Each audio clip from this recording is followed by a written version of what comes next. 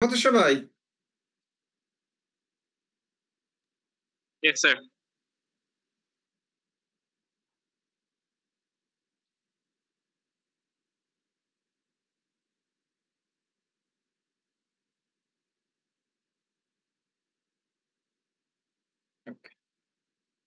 Chapter 5 তোমাদের তো chapter 5 পড়ানো হয়নি, তাই না? Process specification. ওকে।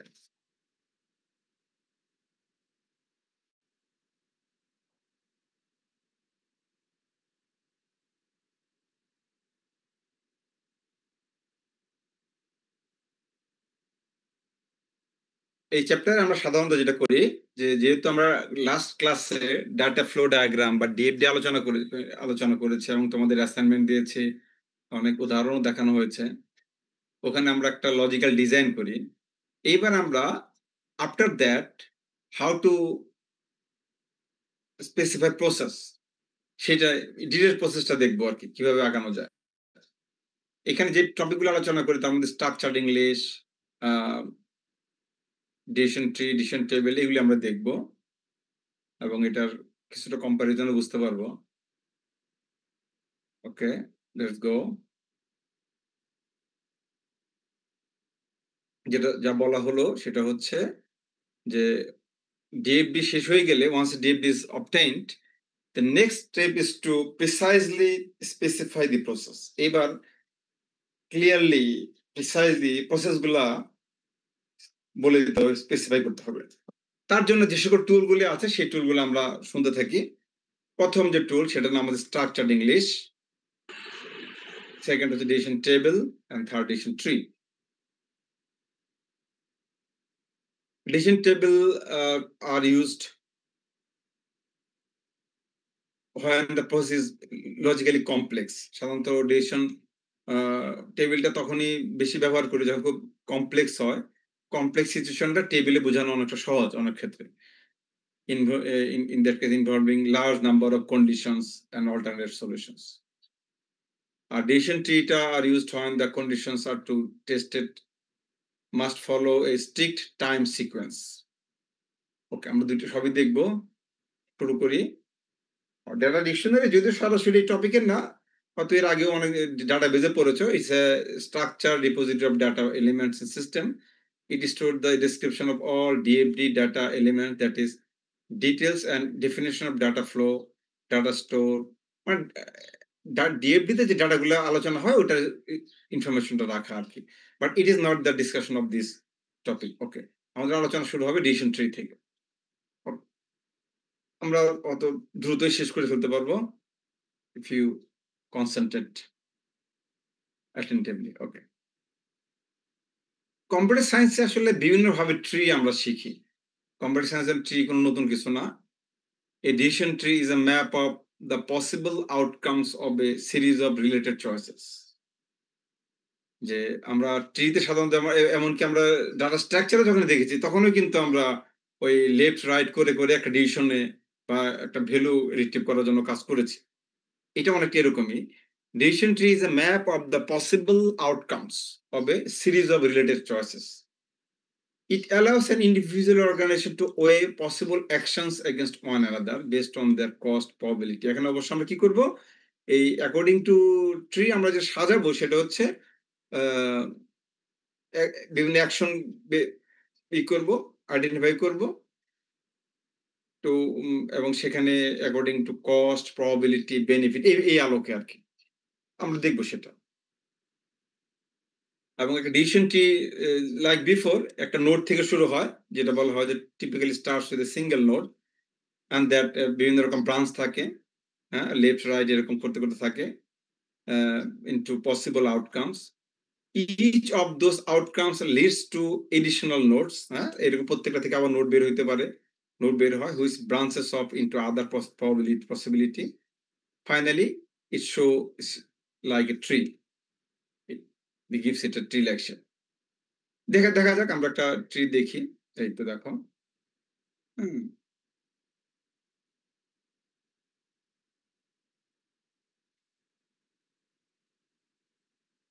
এখানে একটা ট্রি দেখাচ্ছে, যদি উল্টা করলে ভালো হতো। নোটটা উপরের দিকে, অসুবিধা নাই। একটা ট্রি নোট থাকে, এখানে কন্ডিশন 1 কন্ডিশন 2 এভাবে আগাতে থাকে। করে শেষ পর্যন্ত অ্যাকশন 1 অ্যাকশন 2 এভাবে অ্যা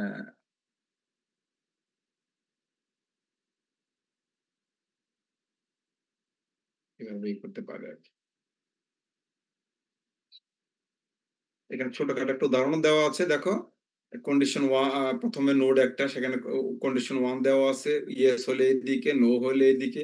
আবার নো এর ক্ষেত্রে গিয়ে আবার কন্ডিশন হইতে পারে। সেখানে আবার ইয়েস, নো করে আমরা এরকম ভাবে করতে পারি।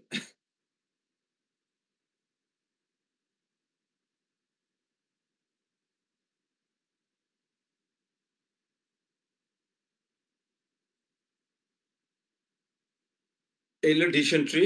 ডিসিশন টেবিল একটু পরে আসি। তার আগে সহজগুলা করে নেই।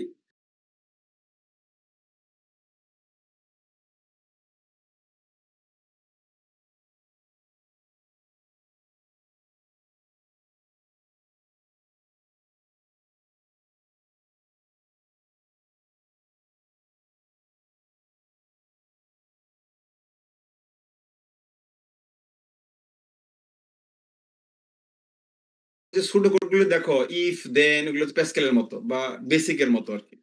এজন্য প্যাসকেল একটা প্রোগ্রামিং ল্যাঙ্গুয়েজ। ওটার ভাষাটা অনেকটা আমাদের ল্যাঙ্গুয়েজের মধ্যে ছিল। হ্যাঁ? দেখলে মনে হয়তো ইংলিশ লেখা হইছে।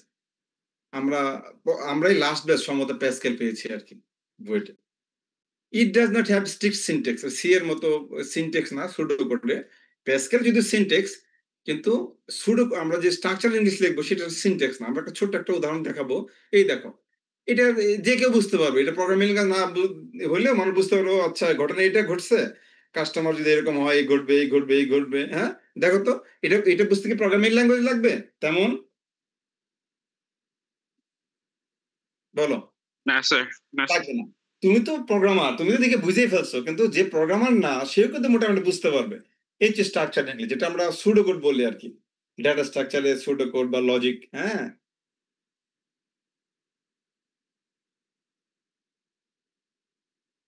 তো it does not have strict syntax, যেটা বলা হলো rules of as programming language. Intention is to give precise description of a process. মূল উদ্দেশ্য হচ্ছে ঘটনাটা ক্লিয়ারলি বোঝানো, হ্যাঁ? সংক্ষেপে। The structured English description should be understandable to the user. এটা অলরেডি বলা হয়েছে যেটা, এটার জন্য কোন টেকনিক্যাল নলেজের যেন প্রয়োজন না হয়। Everybody should understand. হ্যাঁ? Everybody should understand.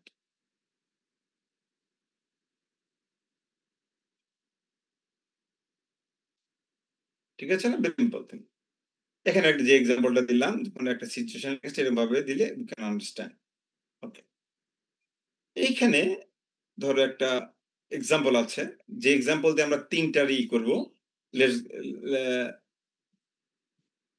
আচ্ছা, তার আগে আমরা একটু তাহলে যে এই প্রবলেমটা ধরো একটা ডিসকাউন্ট পলিসি দেওয়া আছে, এই সিনারিওটা দেখি।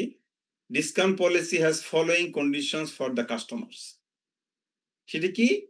If customer is book stores, gate A trade discount of 25%.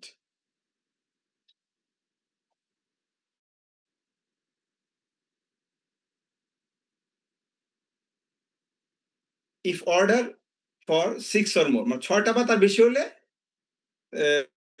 25% discount দিবে। কাকে দিয়ে বলো দেখি? যদি বুক স্টোর হয়। আর other case, if customer is library, যেমন তোমার ইউনিভার্সিটি লাইব্রেরি থাকে, অথবা ইন্ডিভিজুয়াল লাইক ইউ, তাদের ক্ষেত্রে বিভিন্ন রকম স্ল্যাব আছে। 5% allowed on order for 16-19 copy of book, 10% on order for এরকম। যদি 20 থেকে 49, 15% দিবে যদি 50 বা তার চেয়ে বেশি হয়, এই আরকি। তার জন্য তোমাকে বলতে ডিসিশন টেবিল, ডিসিশন ট্রি এগুলো তৈরি করো। ঠিক আছে? তো ১ম এ যদি ডিসিশন ট্রি তৈরি করি তাহলে ইটস ভেরি ইজি। হ্যাঁ? যেমন ধরো এই তো ১ম এ ডিসকাউন্ট সিস্টেম। তার ২ টো কন্ডিশন। এটা কি? এটা কি লাইব্রেরি সিস্টেম নাকি বুক স্টোর? লাইব্রেরি বা ইন্ডিভিজুয়াল হয় তাহলে একরকম, বুক স্টোর হলে একরকম। আবার বুক স্টোর যদি হয়, তাহলে আবার দেখতে হবে যে সে ৬ টা বা তার চেয়ে বেশি ডিসকাউন্ট কফি কিনলো কিনা। তা কিনলে সে পাবে 25%, হ্যাঁ? তা কিনলে সে পাবে 25%। তা না হলে সে পাবে না।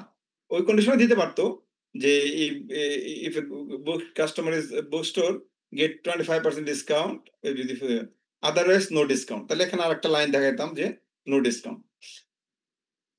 আর যদি লাইব্রেরি বা ইন্ডিভিজুয়াল হয় তাহলে অনেকগুলা শর্ত আছে যে যদি ৬ টা বা ১৯ টা হয় তাহলে পাবে কত?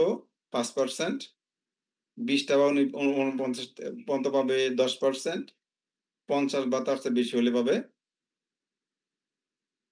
15%। এই ৩ টা। যা দেওয়া আছে আরকি। According to that we can draw a tree like this। আচ্ছা। আমি টেবিলটা একটু পরে দেখাবো। সিমিলারলি স্ট্রাকচারিং ল্যাঙ্গুয়েজ তোমাকে দেখাইতে হবে না। এটা একটা সিম্পল একটা লজিক যে বুকস এরকমই হলে এটা তো তোমাদের জন্য একেবারেই ১ম সেমেস্টারের ১ম প্রবলেম। সো এটাও আমার মনে হয় দেখানোর আমার দরকার নাই। But now I will go to back to decision table. দেখো। ডিসিশন টেবল আর a method of describing the complex logical relationship। আমরা ওই প্রবলেমটা ডিসিশন টেবলে দেখাবো। কিন্তু ডিসিশন টেবল যদি আরো বেশি কমপ্লেক্স থাকতো তাহলে এটার ডিসিশন টেবল ওইটাকে যে যতটা সহজে বুঝাইতে পারে অন্যান্য ক্ষেত্রে বা মানে সাধারণ লোকের জন্য বলছি।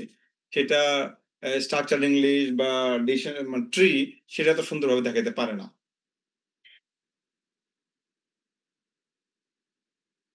It is useful in situations where the resulting action depend on the occurrence of one or several combinations of independent conditions। যদি অনেক কম্বিনেশন কমপ্লেক্স সিচুয়েশন থাকে, ইটস ভেরি গুড।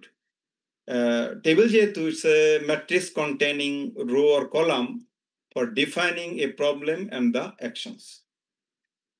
তাহলে রো কলামের আকারে আমরা সাজাবো আরকি, হ্যাঁ? প্রবলেমটাকে।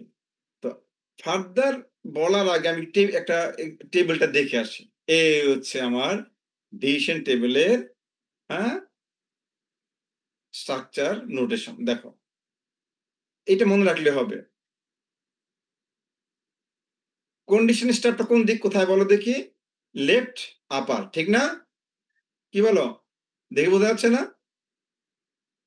এই যে বললাম, এখানে বলা হচ্ছে condition star it is in the upper left quadrant. ঠিক কি না? কন্ডিশন স্টারটা কোন জায়গায়?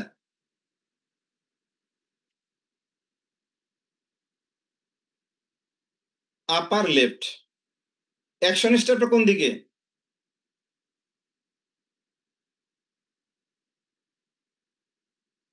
Lower left. কন্ডিশন এন্ট্রি কোন দিকে?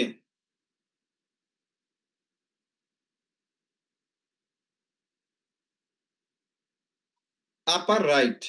Action entry lower right. এই দেখেন এইটাই বলা আছে। ওই ওই পিকচারটা দেখলে আর আমাদেরকে আর ওইটা মুখস্থ না করলেও চলবে। এই যে বলেছে condition star it is in the upper left quadrant which list all the condition to be checked। Action step it is in the lower left quadrant which outlines all the action। তাহলে condition স্টেপে কি থাকবে যে all the condition একটা case বা scenario যদি থাকে সেখানে যতগুলো কন্ডিশন থাকবে সবগুলো লিস্ট করে ফেলবে এখানে, হ্যাঁ? All list of the conditions. আর অ্যাকশন স্টেপে কি থাকবে যে অ্যাকর্ডিং টু দ্যাট অ্যাকশন যত ধরনের condition according to that condition যত ধরনের অ্যাকশন হবে সব অ্যাকশনগুলি লিস্ট থাকবে অ্যাকশন স্টেপে। It is in the lowest lower left quadrant which outlines all the actions to be carried out to meet such conditions। ঠিক আছে না? এই যে এই ডায়াগ্রাম মধ্যে এটা কন্ডিশন স্টাফ, এটা হচ্ছে অ্যাকশন স্টাফ। তাহলে কন্ডিশন স্টাফে কি থাকবে? All the list of conditions, list of conditions. আর এখানে থাকবে all the list of actions. তবে সব কন্ডিশন এবং সব অ্যাকশন সকলের জন্য প্রযোজ্য নয়, সেটা আমরা পরে আসতেছে। ঠিক আছে?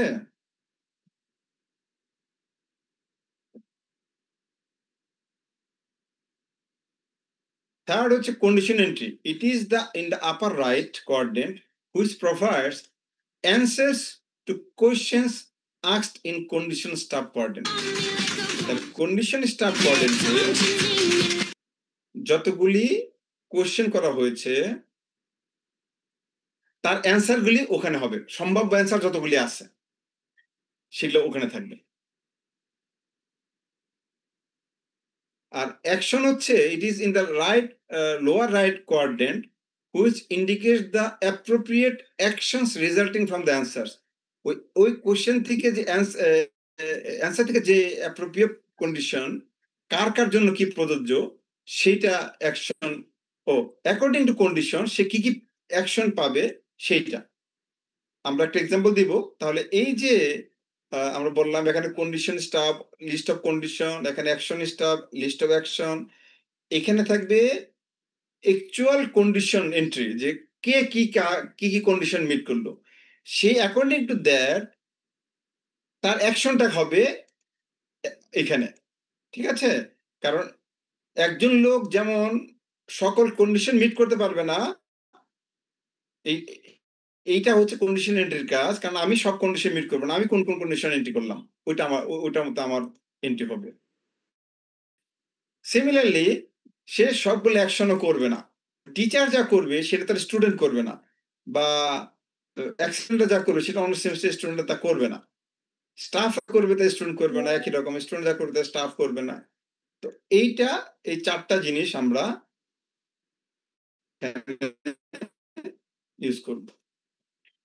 আচ্ছা, আমরা তাহলে এবার আমরা ডিসিশন টেবিলের একটা এক্সাম্পল দেখব। Let's go with that data. দেখো আমাদের যে প্রবলেমটা ছিল সেই প্রবলেমটা যদি আবার দেখি, সেই if we see the example problem, তাহলে সেই টেবিল আমরা কি করব?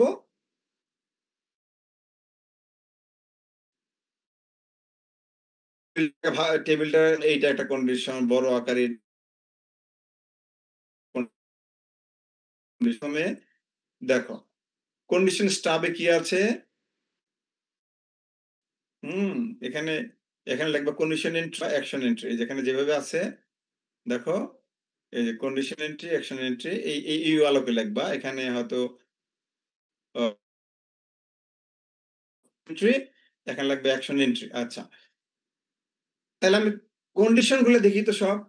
আমি যদি প্রবলেমটা যাচাই করি তাহলে দেখব যে এখানে অনেক ১ টা, ২ টা, ৩ টা, ৪ টা, ৫ টা, ৬ টা। মোট ৬ টা কন্ডিশন আছে।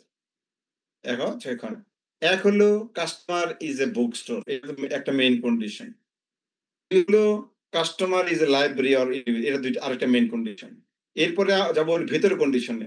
অর্ডার ৬ অর মোর এটা সাধারণত কাস্টমারের জন্য, ওই যে বুক স্টোরের জন্য। তারপরে ৬ টা থেকে ১৯ টা এটা হয়তো লাইব্রেরির জন্য। ২০ টা থেকে ৪৯ টা লাইব্রেরির জন্য। ৫০ কবি বা তার থেকে এটা লাইব্রেরির জন্য। তাহলে আমরা সব কন্ডিশন কিন্তু দেখো ৬ টা কন্ডিশন বেছে এখানে দিলাম। এখন এই ৬ টা কন্ডিশনের এগেইনস্ট এ ওখানে একসঙ্গে লেখা আছে। যেমন যদি এই কন্ডিশন মিলে আ উম বুক স্টোর হয় ৬ টার বেশি কিনি তাহলে ২৫% ডিসকাউন্ট। একটু দাঁড়াও।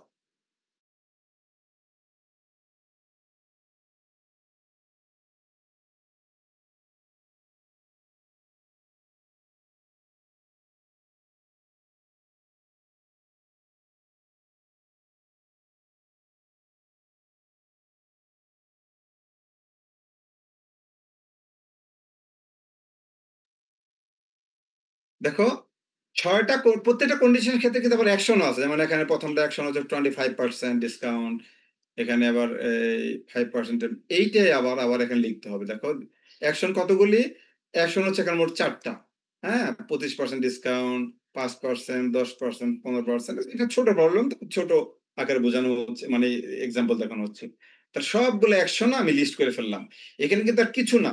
খুব সরল চিন্তায় উপরেরটা হবে লিস্ট অফ অল কন্ডিশন আর নিচেরটা হবে লিস্ট অফ অল অ্যাকশন। এইবার আমরা আসবো কন্ডিশন এন্ট্রি। এখানে তোমরা এন্ট্রি লাগবা। হ্যাঁ? কন্ডিশনটা যেহেতু স্টাব লিখছো এখানে এন্ট্রি লাগবে। এখানে আসলে এন্ট্রি লেখা হচ্ছে। আর এর নিচে অ্যাকশন এন্ট্রি লেখা উচিত। এখন কন্ডিশন এন্ট্রি কি হবে? তাহলে এখন সবাই তো সব কন্ডিশন পাবে না। তাহলে ধরো ১ম এখানে কতগুলা সিচুয়েশন তৈরি হবে। নাম্বার 1 এ আমি দেখি যদি এইটা বুক স্টোর হয়, সেখানে আমি Y দিলাম। সে যদি বুক স্টোর হয়, সে তো আর লাইব্রেরি হবে না। অতএব এখানে আর লাইব্রেরিতে Y পড়বে না। শুধু বুক স্টোরে Y পড়েছে। আচ্ছা, যদি বুক স্টোর হয়, তাহলে সে কোন কন্ডিশনটা আর কোনটা পাবে? সে পাবে হচ্ছে 6 or more, ওই যে এইটা এইদিকে দেখো 6 or more, এখানে এই লিস্ট থেকে ৬ টা বা তার বেশি হলে সে 25%। এই যে 6 or more কন্ডিশনটা সে পাবে। সে কিন্তু অন্য কন্ডিশন পাবে না। অতএব এটা হচ্ছে কন্ডিশন এন্ট্রি। Number 1 situation. হ্যাঁ? এবং সে কিন্তু তার অ্যাকশন হবে একটাই, 25% ডিসকাউন্ট। এখানে আমি একটা ক্রস চিহ্ন দিব। মোটামুটি তোমরা এই সিম্বল গুলো ফলো করার চেষ্টা করবা। তাহলে এই গেল একটাই। সেকেন্ড সিচুয়েশন, যদি এটা লাইব্রেরি হয়, তাহলে কিন্তু সে আর কাস্টমার বুক স্টোর হলো না। এই যে লাইব্রেরি দিলাম। সে হইতে পারে 6 to 19 কপি, তাহলে এখানে Y। এটা যদি Y দেই, তাহলে তার অ্যাকশন কি হবে? 5% ডিসকাউন্ট। এইভাবে আমি বসাবো। হ্যাঁ? অনুরূপভাবে যদি লাইব্রেরির ক্ষেত্রে যদি লাইব্রেরি ৩ নাম্বার, আবার লাইব্রেরি কিন্তু বুক হচ্ছে 20 থেকে হ্যাঁ 49 টা। তাহলে তার ক্ষেত্রে কি 10% ডিসকাউন্ট। এইভাবে জাস্ট সিলেক্ট করা। ৪ নাম্বারও কি? ৪ নাম্বার হচ্ছে ওই লাস্ট কন্ডিশন ফর লাইব্রেরি। লাইব্রেরিটা সিলেক্ট করতে হবে এবং মোর দ্যান 50, তাহলে এবং সে পাবে 15% ডিসকাউন্ট। এইটা কিন্তু আসলো কোত্থেকে? এই প্রবলেম থেকে আসলো, এবং আমরা এই যে টেবিলের স্ট্রাকচারটা দেখলাম, এই টেবিল স্ট্রাকচার অনুযায়ী আমরা এটা বসাই দিব। ঠিক আছে? ক্লিয়ার? সবাই? জি স্যার। আচ্ছা। থিংস আর আমি বললাম যে থিংস আর ভেরি ইজি এই চ্যাপ্টারটা। হ্যাঁ? কিন্তু তাহলে তোমরা কি করবা? এই বইতে এই কিছু এক্সাম্পল আছে, এগুলো পরবর্তীতে একটু প্র্যাকটিস করবা। 2, 3, 4, হ্যাঁ? এগুলো বাসায় প্র্যাকটিস করবা। কোন ক্ষেত্রে মানে কি বলে যে কন্ডিশন ইয়েস, নো আকারে থাকে, তখন সেক্ষেত্রে নো বসাবা, এন বসাইতে পারো, অসুবিধা নাই। এগুলো একটু দেখিও যে এই এক্সাম্পল যে হিন্টস দেওয়া আছে, এভাবে দিলেই ভালো, নাকি তুমি তোমার মতো চিন্তা করবা, সেটা তুমি করতে পারো। ঠিক আছে? তো এই চ্যাপ্টারের থেকে আমি আর এখন আলোচনা করব না। তোমরা একটু দেখো বাসায়, দেখে তোমরা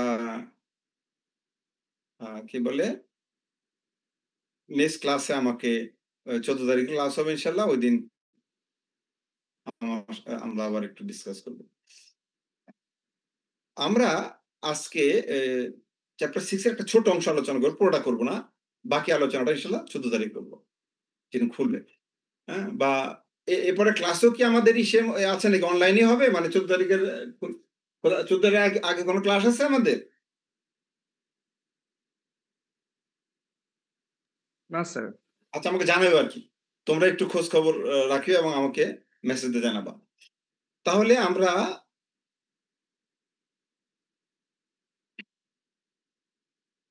চ্যাপ্টার 6 এর একটা অংশ আলোচনা করব। এটা খুব সোজা। আমি আগে বলেছি for computer science students this class materials are very easy. হ্যাঁ?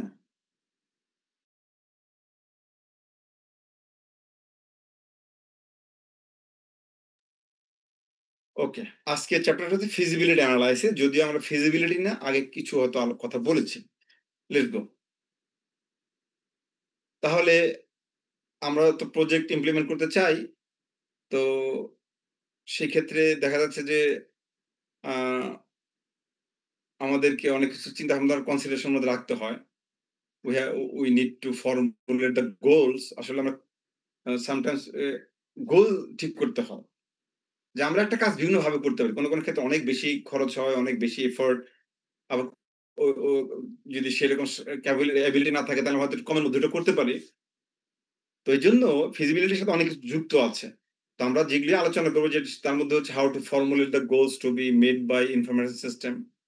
সেই গোলগুলাকে আবার বাস্তবসম্মতভাবে মানে এক্সপ্লেইন করার জন্য কোয়ান্টিফাই করতে হয়। এই যে হাউ টু কোয়ান্টিফাই গোল, এবং কোয়ান্টিফাই করার জন্য ও বা করার আগে যেটা করা হয় যে অল্টারনেটিভ সলিউশন বের করতে হয়, যে অল্টারনেটিভ সলিউশন কি আছে? কোনটার জন্য কেমন অবস্থা, কেমন খরচ? How to assess the feasibility of implementing alternative solution, প্রত্যেকটা ক্ষেত্রে ফিজিবিলিটি কেমন? এবং ফাইনালি কস্ট বেনিফিট কি করে এনালাইসিস করা যায়, এইটা হচ্ছে এই চ্যাপ্টারের মূল বিষয়। তো আজকে আমরা শুধু ফিজিবিলিটি অংশটা নিয়ে আলোচনা করব। লেটস গো, যতটুকু আমরা দেখতে পারি। হ্যাঁ? অনলাইনে খুব বেশিক্ষণ কনসেন্ট্রেশন ধরে রাখা যায় না। আমি তোমাদেরকে তাড়াতাড়ি ছেড়ে দেব ইনশাআল্লাহ। তো ফিজিবিলিটি এনালাইসিসটা কি? ফিজিবিলিটি এনালাইসিস হচ্ছে feasibility analysis is the process of determining whether a business idea is workable.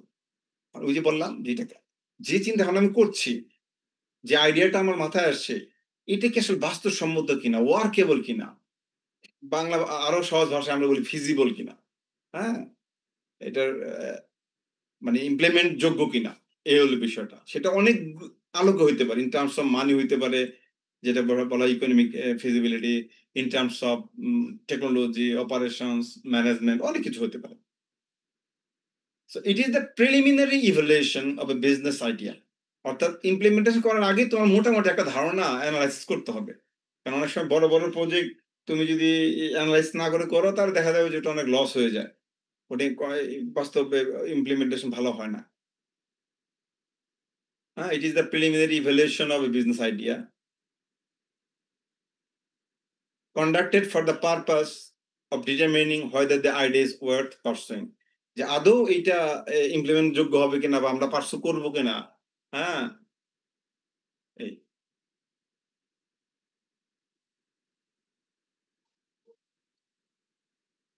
এইখানে একটা সিনারিও দেখিয়েছে, এটা তোমরা দেখো বাসায় যে একটা অর্গানাইজেশনে একটা সিস্টেমে এনালাইসিসে কতগুলি সিচুয়েশন থাকে, কতগুলি চেক পয়েন্ট থাকে।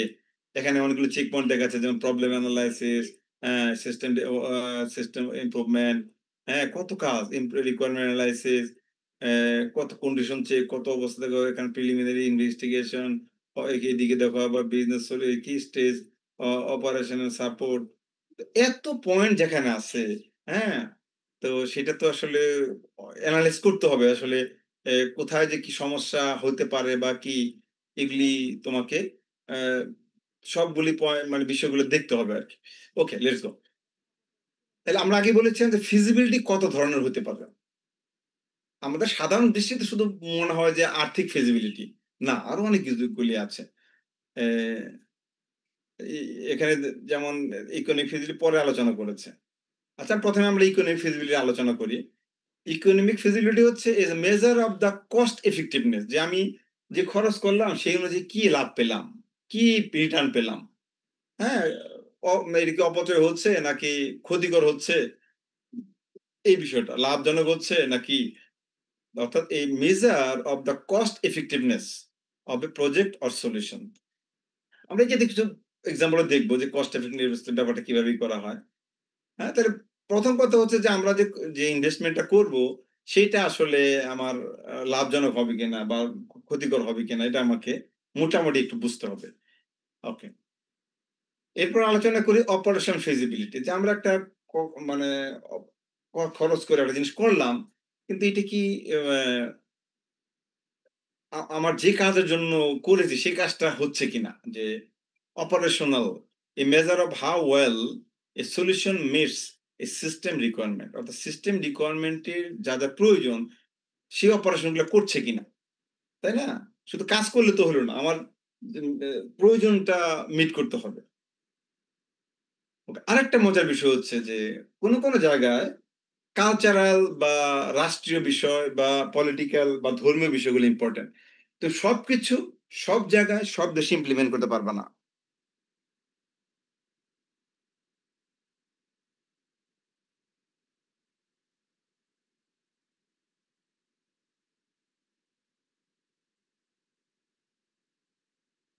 এটা কালচারাল, যে a measure of how well a solution will be accepted in an organizational climate.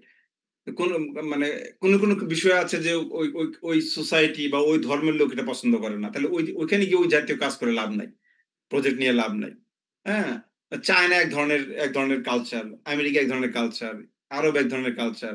অর্থাৎ তোমাকে ব্যবসা করতে হইলে এটা হয়তো আমেরিকাতে হয়েছে বলে ইউরোপে মানে হবে, পপুলার হবে, চায়নাতে পপুলার হবে বা আরবে পপুলার হবে, বাংলাদেশেও পপুলার এমন না।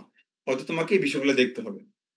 এরপর যে টেকনিক্যাল ফিজিবিলিটি যে আসলে আমি হয়তো টাকা পয়সাও আছে, কালচারও ঠিক আছে কিন্তু আ ওই টেকনোলজি আমার ইউজ করার মতো যোগ্যতা বা ওই টেকনোলজি আছে কিনা? Measure of the practicality of a technical solution and a availability of technical resources and expertise যে আসলে ওই ধরনের সলিউশন আমরা তৈরি করতে পারবো কিনা, হ্যাঁ? টেকনিক্যাল বা রিসোর্স আছে কিনা এগুলা ইম্পোর্টেন্ট। এরপর হচ্ছে শিডিউল ফিজিবিলিটি যে ওকে আমরা সবে মিলল কিন্তু এমন যদি হয় একটা কাজটা করতে এমন সময় লাগলো যে আসলে আমার প্রয়োজনীয় সময়ের পার হয়ে গেল। যেমন তুমি একটা বিশ্বকাপ অ্যারেঞ্জ করতেছো।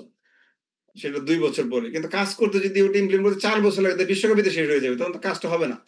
Schedule is important. যে measure of how reasonable the project time table is. ওই টাইম টেবলের মধ্যে এটা করা যাবে কি যাবে না, হ্যাঁ? ইকোনমিক্স তো আমরা আগে আলোচনা করেছি। ফাইনালি হচ্ছে লিগ্যাল ফিজিবিলিটি। যে অনেক কিছু আছে অনেক দেশে আইনত নিষিদ্ধ। তাহলে বুঝতে পারছো যে তুমি সবকিছু সব দেশে ইমপ্লিমেন্ট করতে পারবা না। একটা তো বলছিলাম কালচারাল, ওই দেশের লোকের মানুষ সেটাকে অ্যাকসেপ্ট করবে না। আর কোন বিষয় আছে কি আইনগত প্রবলেম আছে। তুমি সবকিছু সব দেশে আইন এক না, সবকিছু সব দেশে ইমপ্লিমেন্ট করতে পারবা না। তাই বলেছি measure of how well a solution can be implemented within existing legal contractual obligations. অর্থাৎ তুমি ওই দেশের বা স্টেটের অ্যাকর্ডিং টু তোমাকে কাজ করতে হবে। এটা খেয়াল রাখতে হবে এটা, হ্যাঁ? অনেক টেকনোলজি ভালো। কিন্তু সেই টেকনোলজি ওই দেশে ইউজ করতে দিবে না। বা ওই এই এইটা মানে সরকারি অনুমতি নাও থাকতে পারে। ওকে, এবার আমরা ফিজিবিলিটি এনালাইসিস করব তো একটু বুঝে নেই যে আমরা এর আগে আলোচনা করেছিলাম ইনফরমেশন গ্যাদারিং আ যে ইনফরমেশন গ্যাদারিং থেকে আমরা কি কনক্লুশন এ আসি, কি তথ্য পাই? একটা হচ্ছে যে গ্যাদারিং করে বোঝার চেষ্টা করি যে is there any deficiency or lack the current system আর ফাউন্ড যে বর্তমান সিস্টেমের কোনো ল্যাকিংস বা ডেফিসিয়েন্সি আছে কিনা এটা বোঝা যায় ইনফরমেশন গ্যাদারিং এর মাধ্যমে। সেকেন্ড যে উম সেই আলোকে সবার মধ্যে একটা ঐক্য মানে কি চায়, সবার মধ্যে কি অধিকাংশ লোক কি চায় এটা বোঝা। Agreement is arrived at N requirement and according to that software requirement specification SRS এটা আমরা মোটামুটি একটা তথ্য জানতে পারি। তো ফিজিবিলিটির ক্ষেত্রে আমাদের কি স্টেপ অলরেডি কিছু আলোচনা হয়ে গেছে। যে ১ম এ আমরা কি করব? যে ফিজিবিলিটি যেহেতু করতে যাচ্ছি আগে তো বুঝতে হবে যে আমি কি করতে চাই? সেই অনুযায়ী আমি কি পেতে চাই? তাহলে ১ম দায়িত্ব হচ্ছে নোট ডাউন অল ডেফিসিয়েন্সিস। ১ম কাজ হচ্ছে ডেফিসিয়েন্সি গুলো বের করা। যে আমি যে সিস্টেমটা নতুন তৈরি করতে যাচ্ছি, নিশ্চয়ই ভালো কিছুর জন্য যাচ্ছি। তার মানে আগে প্রবলেম আছে। আগে ডেফিসিয়েন্সি আছে। হ্যাঁ? তাহলে ১ম এ আগে বের করতে হবে ডেফিসিয়েন্সি গুলা কি? ডেফিসিয়েন্সি যদি না থাকে তাহলে তো কাজেরই কোনো দরকার নাই। যদি ইমপ্রুভমেন্টই আমি না করতে চাই,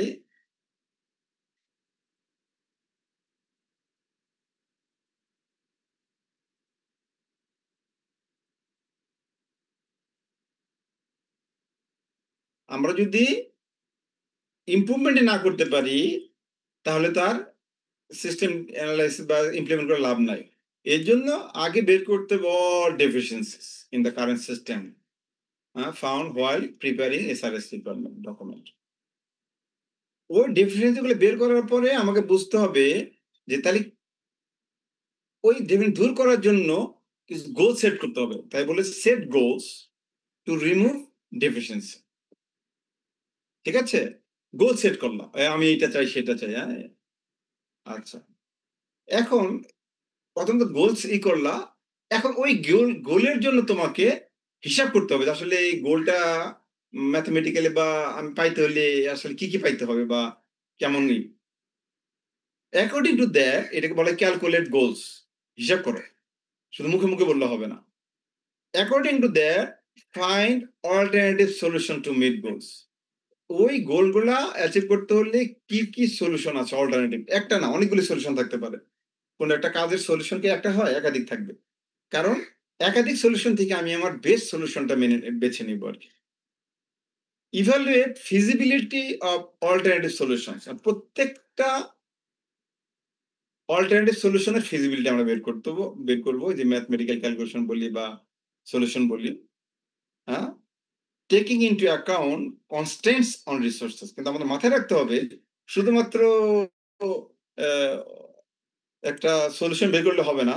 আমাদের যে সীমাবদ্ধতা আছে, কনস্ট্রেন্ট আছে, রিসোর্স আছে, সেটার আলোকে করতে হবে। আমাকে এখন বেড়ানোর জন্য চাঁদে যাওয়ার চিন্তা ভাবনা করলে হবে না। বুঝছো কথাটা? ওইটা করার পরে যতগুলো অল্টারনেটিভ বের করলাম ওটাকে র‍্যাংকিং করো অ্যাকর্ডিং টু আওয়ার রিকোয়ারমেন্ট এবং our ability. Rank, order alternatives and discuss with user। তারপরে তুমি মনে করো ৪ টা সলিউশন পাইলা বা ৩ টা সলিউশন পাইলা। সলিউশন পেয়ে তুমি সবার সাথে কথা বলো যে কোনটা যাইতে পারি, কোনটা ভালো। সবারই তো মতামত আছে। Prepare a system proposal. এর এর পরে তুমি প্রপোজাল তৈরি করতে পারবা। For management approval. যে ম্যানেজমেন্ট কোনটা পছন্দ করলো সেইটা যদি তার সামনে দেওয়া যায়, হ্যাঁ? ওকে। তাহলে ওই যে বললাম গোল সেট করতে হবে। তাই এখন আমরা ১ম কাজটা করি যে ডেফিনিশন তো আমরা ওই সময় বের করেছি ইনফরমেশন গ্যাদারিং এর সময়। এখন আমরা গোল সেট করব ধরো গোলস অ্যান্ড সাব গোলস। তাহলে গোল একটা থাকে মেইন গোল, ওই গোলটা অ্যাচিভ করতে হলে আবার অনেকগুলি কাজ করতে হয়। ওটাকে আমরা বলবো সাব গোল। তো এইজন্য নাম দিয়েছি গোলস অ্যান্ড সাব গোলস। তার মানে ১ম আমাকে ক্লিয়ার বুঝতে হবে যে তাহলে আমার গোলটা কি? সেই গোলের জন্য আমার কি করতে হবে বা সাব গোলগুলা কি? Define the goals and sub goals of the proposed system। আচ্ছা। এই গোল সাব গোলগুলো বোঝার পরে কি করতে হবে? ওইটাকে মানে ম্যাথমেটিক্যালি বা কোয়ান্টিফাই করতে হবে আসলে। আমরা উদাহরণ দেব কোয়ান্টিফাইটা কি আসতেছে। Quantify or measure the goals and sub goals from the verbal statement of goal. তো ১ম তো আমি ভার্বালি বলছি আমার এইটা দরকার। আমার বাস দরকার বা আমার এরকম একটা কম্পিউটার দরকার। এখন আমরা বলবো একেবারে সংখ্যা দিয়ে যে কোয়ান্টিফাই করে। যেমন ধরো আমরা নরমালি বলি যে মাস শেষে দ্রুত বিলটা পাঠাই দিও। এটা হলো সাধারণভাবে বলা, ভার্বাল। কিন্তু যদি এটা কোয়ান্টিফাই করতে চাই তাহলে আমাকে আরেকটু ম্যাথমেটিক্যাল বলতে হবে। যেমন এই ১ম টা হচ্ছে এটা ভার্বালি বলা যে send bill soon after the month end. মাস শেষে বিল পাঠাই দিবা। এখন ধরো তুমি তোমার অধীনস্থকে বললা, "এই মাস শেষে কাস্টমারদেরকে সবার বিল পাঠাই দিবা।" তো তুমি ৫ তারিখে জিজ্ঞাসা করলা, "পাঠাইছো না এখনো পাঠাই নাই।" ১০ তারিখে জিজ্ঞেস করলা, "পাঠাইছো না এখনো পাঠাই নাই।"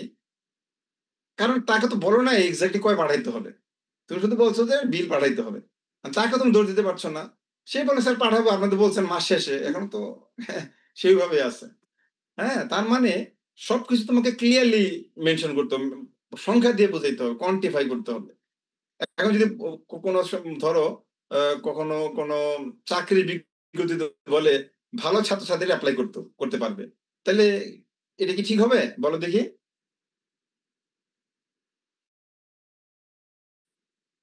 কি লেখা উচিত অ্যাডভার্টাইজমেন্টে? বলো। তাহলে তোমার ক্লিয়ারলি বলতে হবে ভালো ছাত্র মানে কি? সিজিপিএ কত? ঠিক আছে না? রেজাল্ট কি? এইটাই। এখানে কি করলো দেখো এই যে ভার্বাল থেকে কি করে কোয়ান্টিফিকেশন আসা যায়, কোয়ান্টিফাই করা যায়। এখানে বলেছে 10 বিল উইদিন 5 ডেজ। এই যে ৫ দিনের মধ্যে পাঠাইতে হবে। তাহলে তখন কিন্তু তোমার অধীনস্থ বলতে পারবে না, স্যার পাঠাচ্ছি। বলে দিস ৫ দিনের মধ্যে পাঠাবা। সহজ এক্সাম্পল দেওয়া হয়েছে quantification. Determine the cost of meeting is goal. Exactly cost বের করো প্রত্যেকটা গোলের জন্য।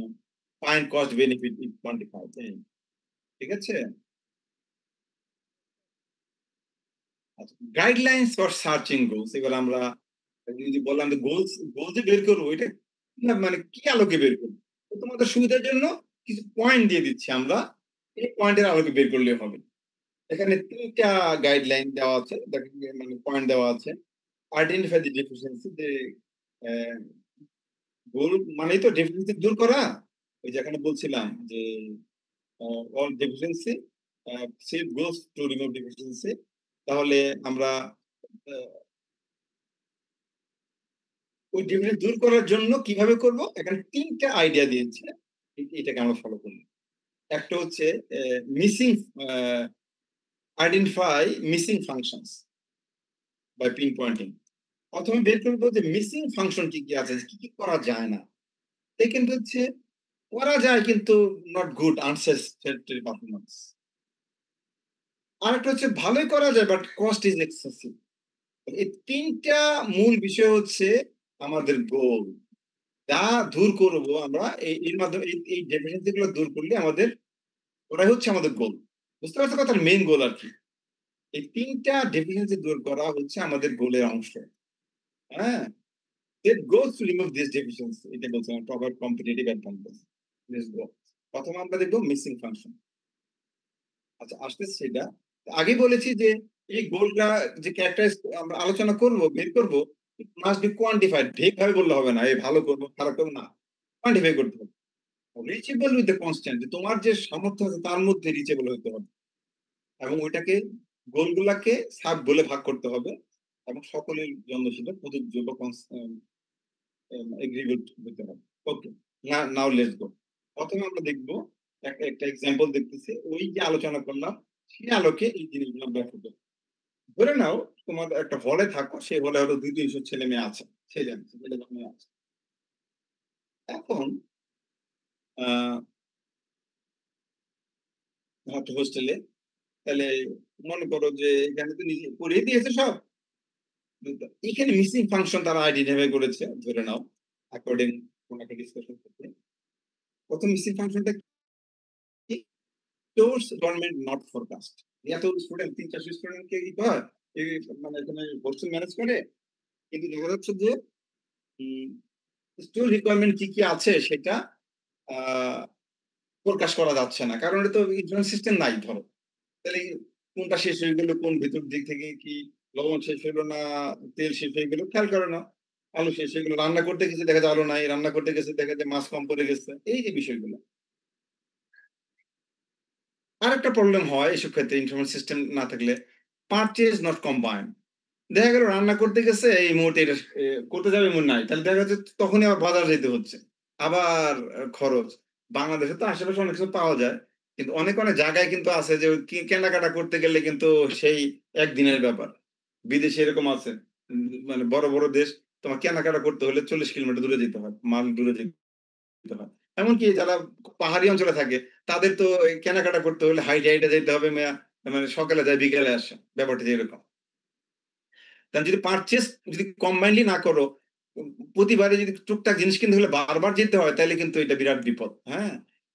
Daily rate calculation not frequently updated.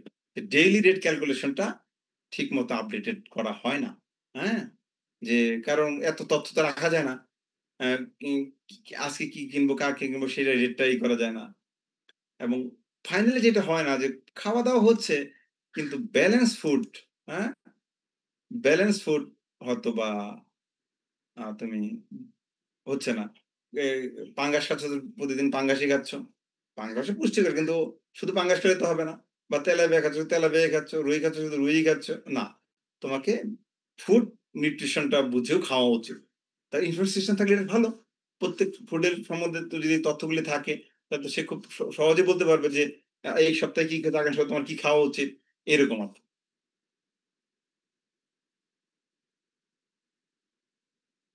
এই হচ্ছে মিসিং ফাংশন গুলি দেখা গেল যেগুলি নাই।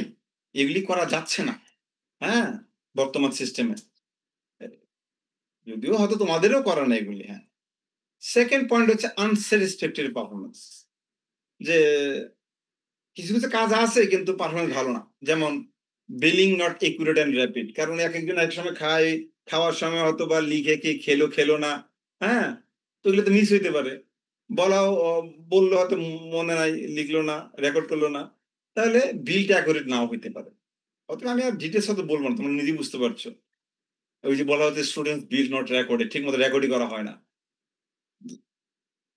Stores issue to cook subjective মানে ঠিকঠাক মতো প্ল্যান করে না। যা আছে ওইভাবে রান্না করে রাখলো। ওকে নাই তো নাই। আছে তো বেশি করে এরকম। Payments to vendors not speedy. Vendor পেমেন্টটা অতটা পারফরম্যান্স ভালো না। তারপরে ভেন্ডারও মনক্ষুণ্ণ, ভালো ভেন্ডার তোমাদের নাই, পচা ভেন্ডার থেকে নিয়ে আসে, খাবার খারাপ হয়।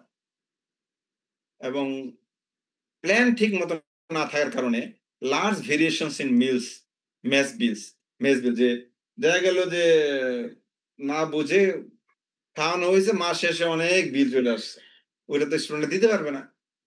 ঠিক আছে, এইগুলো অনেক ধরনের প্রবলেম হতে পারে। আরো প্রবলেম বলেছে, যেমন হাই অপারেটিং কস্ট, যেটা বলা হলো না, আনপেড এন্ড লং আউটস্ট্যান্ডিং বিলস, ঠিক মতো খবরই রাখা হয় না কে কি বিল দিল না স্টুডেন্ট থেকে, বা এক্সট্রা ডিসকাউন্ট টিসকাউন্ট ঠিক মতো মানে ইউজই করে রিফ্লেক্ট হয় নাই, মানে কম ইনফরমেশন সিস্টেম না থাকে তো ওগুলো তো মেইনটেইন করাই যায় নাই।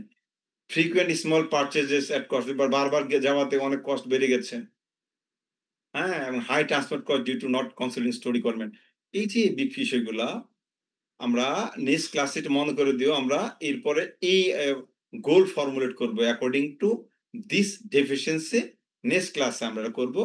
নেক্সট ক্লাসে করে আমরা ইনশাআল্লাহ, হ্যাঁ, এটা মনে করে দিও যে আমরা এখান থেকে আসবো ফর্মুলেট গোলস, মেইন গোল কিভাবে লেখা যায় এগুলো লিখে আমরা নেক্সট ক্লাসটা শেষ করে দেবো ইনশাআল্লাহ।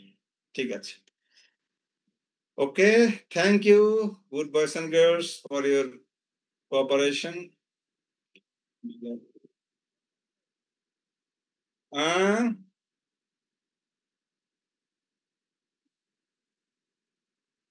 দাঁড়াও, আমি রেকর্ডটা বন্ধ করি, খামোকা রেকর্ড বাড়িয়ে লাভ নাই। অ্যাটেন্ডেন্সটা এখন নিব, ওয়েট করো।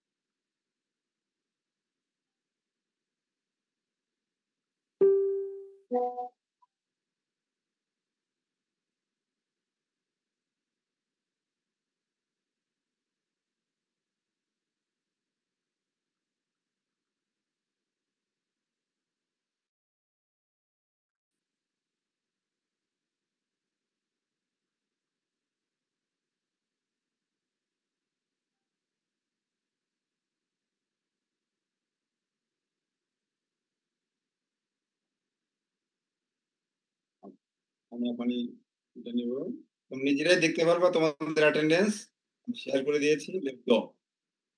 জাকিয়া সুলতানা আছো? আচ্ছা দিলাম, হ্যাঁ বলে দিও, কারোটাই হলে বলে দিও। হ্যাঁ, তাসনিম, Yes, sir. রুকাইয়া, রুকাইয়া নাই, মির ফজলে রাব্বি নাই। Yes, sir. Asli sir. Fazla Rabbi. ওকে, দেওয়া হয়েছে দেখো। হ্যাঁ, মোহাম্মদ জয় মামুন, আশিক জয়, Yes, sir. তোমাদের সামনে আছে তো দেখতে পারবা, কাটা মিস হলে বললো। মাহমুদুর রহমান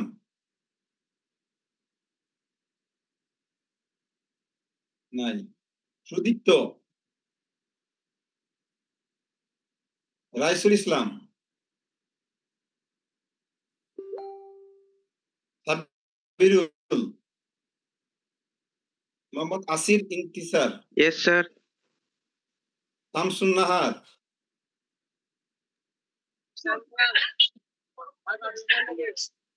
শামসুন নাহার আছো? মেজবাহুল ইসলাম, Yes, sir. জিসুন Junaid, Present, sir. Shreya, Rakibul ইসলাম Robin, Tanvir, Yasin Rifat, Asif, sir. Present. এই তো, রেফাত জাহান, Present, sir. খাদিজুল cobra, Abdullah Al কাউসার রনি, Present, sir. তানজিলুর, মেরাজুল জামান, হাজেরা। ও ছিল স্যার, ও স্যার মেরাজুজ্জামান ছিল, কিন্তু ঠিক আছে, দেওয়া হয়েছে হাজেরা, ওকে দেওয়া হয়েছে। স্যার মেরাজুজ্জামান 257 হ্যাঁ ইয়েস স্যার। হাজেরা আছে। Sir, 088. আর কে না আছে? Sir, 088. আচ্ছা, ফারহা, Yes, sir. হ্যাঁ ফারহা। Israt, Present, sir. জাহিন, জাহিন আলম আর কি চৌধুরী, তামিয়া, তৌহিদ আলম, ইমরান, মাহু আলম, সেলিম হোসেন, হাইবুর রহমান, নিকলসন। স্যার সোহানুর রহমান আছে স্যার 568 ওর কারেন্ট চলে গেছে। আচ্ছা, ঠিক আছে। Mehrab Hasan, Antu Roy, yes sir. আছো? Yes sir. S M Sourav, present sir. Sulaiman, Yes, sir. Munia, Present, sir. Argha, Argha Shahnai, Sadikur Rahman, Omar Faruk, Rohit Roy, Junadul Islam, Yes, sir. Lamia, Yes, sir. Minhajul Islam, Shubho Karmakar, present sir. Shubho Karmakar আছো?